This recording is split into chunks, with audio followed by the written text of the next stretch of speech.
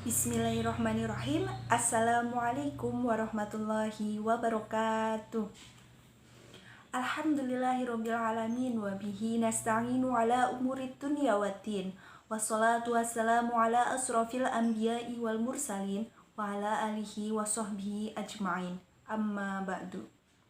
Pertama-tama dan yang paling utama, marilah kita panjatkan puja dan puji syukur kehadirat Allah Subhanahu wa Ta'ala yang telah memberikan kekuatan, kesehatan, iman lahir dan batin kepada kita semua. Sehingga saat ini kita masih dapat menikmati beribu-ribu kenikmatan yang telah Allah Subhanahu wa Ta'ala berikan. Salawat dan salam tak lupa kita haturkan kepada junjungan kita Nabi Agung Muhammad Sallallahu Alaihi Wasallam yang telah mengantarkan umat manusia dari peradaban hidup yang jahiliyah menuju pada peradaban hidup yang modern, yang penuh dengan kemajuan ilmu pengetahuan dan teknologi seperti yang kita rasakan pada saat ini. Semoga kita semua termasuk dalam hamba-hambanya yang taat, yang berhak mendapatkan syafaatnya di hari akhir kelak.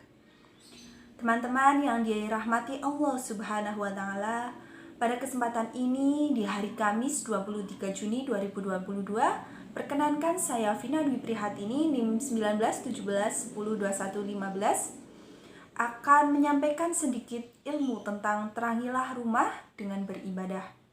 Video ini dibuat untuk memenuhi tugas akhir mata kuliah Teknologi Informasi Dakwah yang diampu oleh Bapak Yusuf Herianto MKom. Siapa di antara kita yang ingin memiliki rumah idaman? Apakah rumah idaman itu berarti rumah yang mewah dengan fasilitas yang serba ada? Atau yang seperti apa?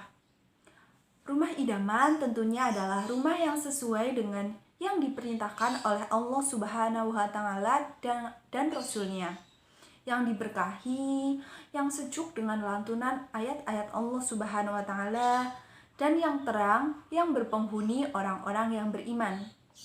Kita bisa berusaha untuk mengisi rumah kita dengan zikir, sholawat, dan membaca Al-Quran.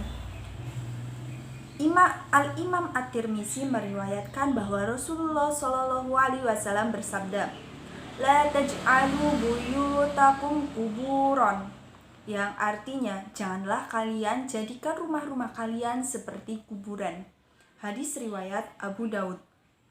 Kata para ulama, maksudnya adalah karena kuburan itu bukan tempat sholat dan membaca Al-Quran, maka rumah yang tidak ditegakkan sholat dan tidak dibacakan Al-Quran berarti rumah itu seperti kuburan.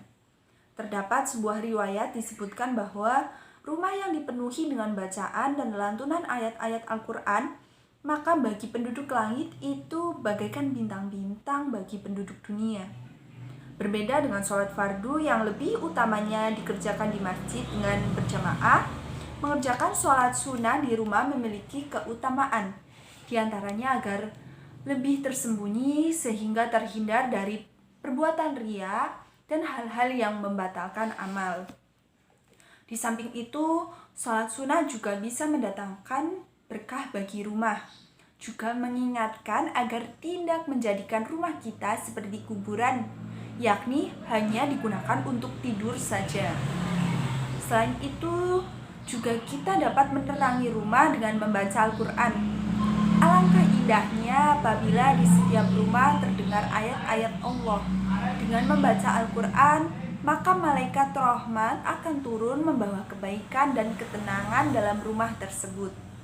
Rumah yang tidak dibacakan Al-Quran ibaratnya kuburan, padahal di dalamnya masih ada penghuninya. Terangilah rumah-rumahmu dengan sholat dan membaca Al-Quran. Hadis riwayat Baihaqi. Imam An-Nawawi berkata, dalam hadis ini terdapat anjuran untuk banyak berzikir kepada Allah, termasuk membaca Al-Quran dan zikir-zikir lainnya di rumah, dan hendaknya rumah jangan dikosongkan dari berzikir kepadanya. Hadis ini menunjukkan bahwa rumah yang selalu disemarakan dengan bacaan Al-Quran dan zikir akan selalu hidup dan bercahaya, serta menjadi motivasi bagi para penghuninya untuk giat melakukan ketaatan ketaatan kepada Allah Subhanahu wa Ta'ala. Ketika rumah kita senantiasa dilantunkan ayat-ayat Al-Quran, tentu akan mendatangkan kedamaian dalam hati. Ketika diisi dengan sholat, akan mendatangkan keberkahan dalam kehidupan dan ketentraman di dalam jiwa. Sebuah rumah yang sangat kita idamkan, rumah yang banyak di dalamnya sholat dan zikir kepada Allah Subhanahu wa Ta'ala, sehingga akhirnya rumah itu memberikan ketentraman dalam hati dan menjadi surga di dunia. Semoga rumah kita menjadi salah satu rumah yang diidamkan dan dengan para penghuni yang bertakwa kepada Allah Subhanahu wa Ta'ala.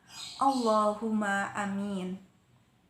Cukup sekian yang dapat saya sampaikan, kurang dan lebihnya saya mohon maaf yang sebesar-besarnya. Wabillahi taufik wal hidayah. Wassalamualaikum warahmatullahi wabarakatuh.